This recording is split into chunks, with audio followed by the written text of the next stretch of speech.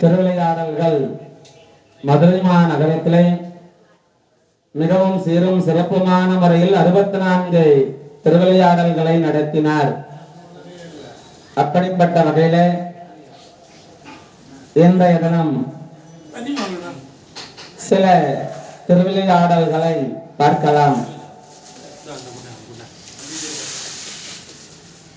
பிறத்தல் அரிது அதனினம் கோங்குருடு செவிடு வேடு நீங்கி பிறத்தல் அரிது என்பதற்கிணங்க ஒரு மனிதனுக்கு மட்டுமல்லாமல் இறைவனானவர் பட்சிகளாக இருக்கக்கூடிய பறவைகளுக்கும் இறைவன் காட்சி கொடுத்திருக்கிறார், முக்தியை கொடுத்திருக்கிறார்.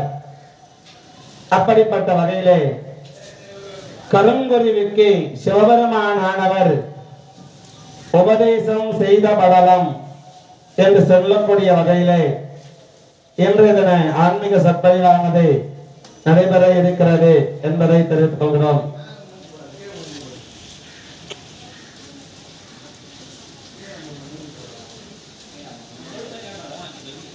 ராஜராஜ பாண்டிய மகாராஜாவானவர் இந்திர பதவியை பெற்றதன் அவருடைய குமாரராக இருக்கக்கூடிய சுகுண பாண்டியன் என்று சொல்லக்கூடிய அரசனானவன் வன்மை மிகுந்த ஒரு சிங்கத்தை போல மதுரை மாநகரத்தை ஆண்டு வருகிறார். அங்கே இருக்கக்கூடிய அடியார்களுக்கும் மக்களுக்கும் நாட்டு மக்களுக்கும் உண்ண உணவு, உடுக்க உடை, எடுக்க இருக்க இருப்பிடம், எல்லா வகையிலேயும் எல்லா விதமான சேவைகளையும் நாட்டு மக்களுக்கு செய்கிறார். அப்படியாக இருக்கின்ற பொழுது அந்த நேரத்திலே மதுரை மாநகரத்தை ஆட்சி செய்து வருகின்ற பொழுது நல்ல அரும்பெரும் தவத்தை புரிந்து சிறிது பாவம் செய்த காரணத்தினாலே முள் பிறவிலே எத்துறையிலும் நல்லறமே புரிந்து ஒரு சிறு தவறு செய்த காரணத்தினாலே மறுபிறப்பிலே இந்த சுகுணபாண்டியன் கருங்குருவியாக பிறந்தான். ஒரே ஒரு தவறு செய்தானா?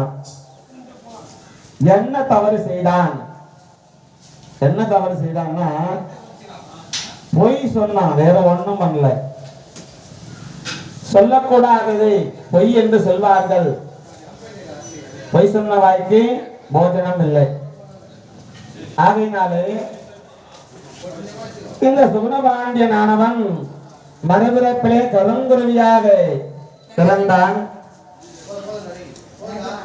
அந்த கருங்குருவியாக பிறந்து வாழ்ந்து கொண்டு இருக்கின்ற போது இருக்கக்கூடிய பறவை கொட்டங்கள், பட்சி கொட்டங்கள், எல்லா கூட்டங்களும் துன்புறுத்துகிறது. துன்புறுத்துகின்ற பொழுது அதனால துன்பம் தாங்க முடியவில்லை. ஐயோ, நான் போன பிறவிலே நான் என்ன பாவம் செய்தேன் என்று எனக்கு தெரியவில்லை. இந்த ஜென்மத்தில இப்படிப்பட்ட துன்பங்களை எல்லாம் நான் துன்பப்படுகிறேனே என்று அந்த நேரத்திலே மதுரை மாநகரத்திலே அரிய ஒரு சாணகத்தில் இருந்தது. எல்லா விதமான பறவைகளுக்கும் அஞ்சி நகரத்தில் இருந்து பின் அங்கிருந்து பயந்து பெரிய காட்டிலே போய் சென்று விட்டது. அருகிலே இருக்கக்கூடிய கடம்பவன காட்டிலே போய் இந்த கருங்குருவியானது அமர்ந்தது. அந்த நேரத்திலே அங்கே இருக்கக்கூடிய மரத்திலும் மிகுந்த நாணத்தோடு இரவு பகல் என்று கருதாமல் அந்த கருங்குருவியானது அந்த கானகத்திலேயே வாழ்ந்தது. அப்படியாக இருக்கின்ற பொழுது அந்த நேரத்திலே அப்பொழுது அந்த வழியாக கடம்ப வனத்திலே திருநீற்றினையும் உருத்ராட்ச மாலையும் அணிந்து கொண்டு உள்ளம் முகமும் தூய்மை உடையவராக இருக்கக்கூடிய வகையிலே கையிலே குடை பிடித்துக் கொண்டோம் தீர்த்த யாத்திரை செய்து கொண்டு ஒரு சிவனடியார் வருகிறார். அப்படியாக அந்த சிவனடியார் ஆனவர் அந்த மரத்தின் கீழே வந்து அமர்ந்தார். அப்படி அமர்ந்து கொண்டு சிவபெருமானை நோக்கி யாவர்க்கும் நன்மை தரக்கூடிய நல்கக்கூடிய தலமானது மதுரை மாநகரம் என்று பெரியோர்கள் கூறுவார்கள். இந்த மதுரை மாநகரத்தினுடைய சிறப்பானது மிகவும் பெரியது. ஆகையினாலே எல்லா ஆலயங்களுக்கும் ஒரு சிறப்பு, மதுரை மாநகரத்திற்கு ஒரு சிறப்பு. என்ன சிறப்பு? எல்லா ஆலயங்களுக்கும் சென்று வழிபாடு செய்து வரங்களை கேட்கின்ற பொழுது இந்த பிறவியில் நமக்கு அந்த வரமானது கிடைக்காதான் மறுபிறப்பில் கிடைக்குமா? ஆனா மதுரை மாநகரத்திலே சென்று சோமசுந்தர பெருமானையும் மீனாட்சி அம்மையாரையும் யார் ஒருவர் வழிபாடு செய்து வரத்தை கேட்கிறார்களோ அவர்களுக்கு இந்த பிறவியிலேயே முக்தியானது கிடைத்துவிடும்.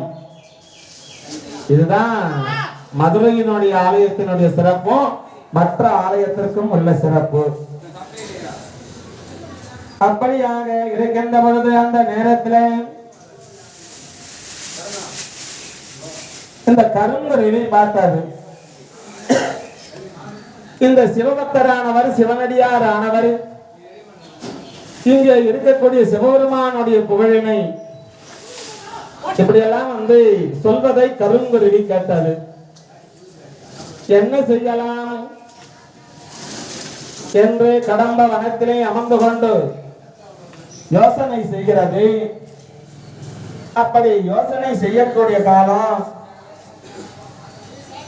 அவரவர்கள் விரும்பிய வரங்களை அனைத்தையும் இப்பிறவியிலே தந்தருள்வார். மற்ற தளத்திலே இருக்கக்கூடிய மொத்தங்கள் மறுபிறப்பில் நல்குவார்கள். அப்படிப்பட்ட கருணை மழை பொழியக்கூடிய எம்பெருமான் சோமசுந்தர பெருமான் என்று போதனை செய்தார் அந்த சிவனடியார். இந்த கருங்குருவி காதுல வாங்கிடுச்சு. ஓ, அப்படிப்பட்ட மகிமை மிக்க திருத்தலமா மதுரை மாநகரம். ஆமாம், அப்படியாக இருக்கின்ற பொழுது அதை கேட்டவுடனே இந்த கருங்குருவிக்கு ஞானம் பிறந்தது. கருங்குருவிக்கு ஞானம் பிறந்தது. ஞானம் பிறந்த காரணத்தினாலே இறைவனை காண வேண்டும் என்று கருந்தது. நாம் இந்த பிறவியை ஒழிப்பதற்கு இந்த சிவபக்தரானவர் இங்கே சொல்லியதே உறுதி என்று கருதி துணிந்து அந்த காட்டிலே இருந்து மதுரை மாநகரம் போய் சேர்ந்தது. மதுரை மாநகரத்திற்கு தோங்கா நகரம் என்று சொல்லக்கூடிய ஒரு பெயரானது உண்டு. ஏன் தோங்கா நகரம் என்றால் அந்த மதுரை மாநகரத்தை ஆட்சி செய்யக்கூடியவர் அம்பிகை மீனாட்சி அம்பிகை. மீனாட்சி அம்பிகை என்றால் இந்த உலகத்திலேயே தோங்காத உயிர், எப்பொழுதும் விழித்துக் கொண்டே இருக்கக்கூடிய உயிர் எதுவென்றால் மீன் மட்டும்தான். அதோடு மட்டுமல்ல, உறக்கம் என்பது கிடையாது.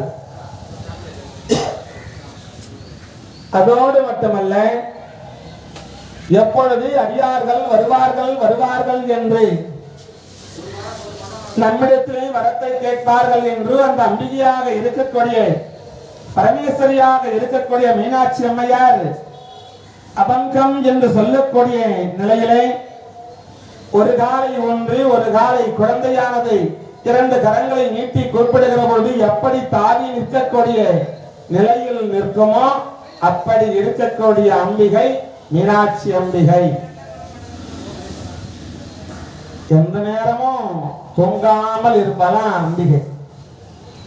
எல்லா ஆலயங்களிலே பார்க்கின்ற பொழுது சுப்பிரபாத சேவை நடக்கும், திருப்பள்ளி எழுச்சி நடக்கும்.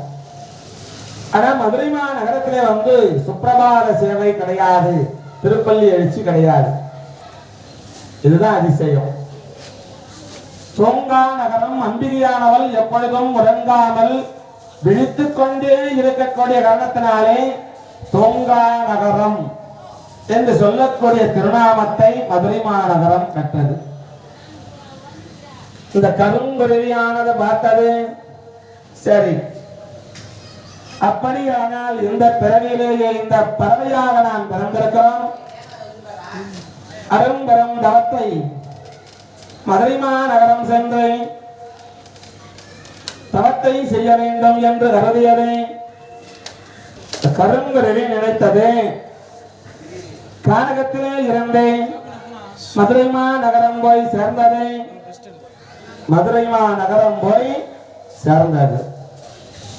அப்படியாக அந்த கருங்குருவியானது சோமசுந்தர பெருமானை வழிபாடு செய்கிறது.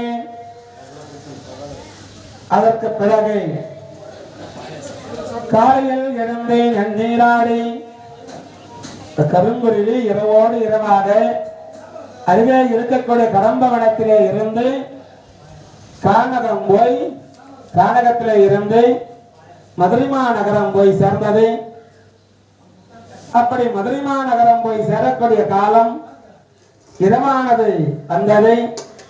ஒரு இடத்தில் தங்கியது. அப்படி தங்கி இருக்கின்ற போது இரவானது முடிந்து பகலானதை வருகிறது. அப்படி பகலானது வரக்கூடிய காலம் பொழுது புலர்ந்தது. காலையில் எழுந்து நன்னீராடும் விரட்டாக பொற்றாமரை குளத்தில் தீர்த்தத்திலே போய் நீராடியது. பொற்றாமரை குளத்திலே போய் நீராடியது. அப்படியாக நீராடி சோமசுந்தர பெருமானை வலம் வருகிறது. அன்புடனேயும் மனத்தினாலேயும் பூசித்து வணங்குகிறது. கதலாதி கசிந்து கண்ணீர் மல்கே ஓதுவாதமை நன்னெறி குறிப்பது வேதம் நான்கிலோ மெய்பொருளாவது நாதன் நாமம் நமச்சிவாயவே.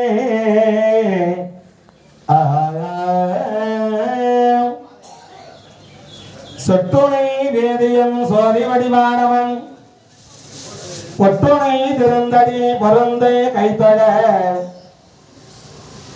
கட்டுணை போட்டியோர் கடலில் பாய்ச்சினும் நட்டுணை யாவதே நமச்சிவாயவே. மந்திர நான்மறை ஆகிவானவரே சிந்தையுள் நிற்பவர் தம்மை ஆள்வனை செந்தகல் ஒம்பிய செம்மை வேதியற்கே அந்தியுள் மந்திரம் ஐந்தெழுத்துமே.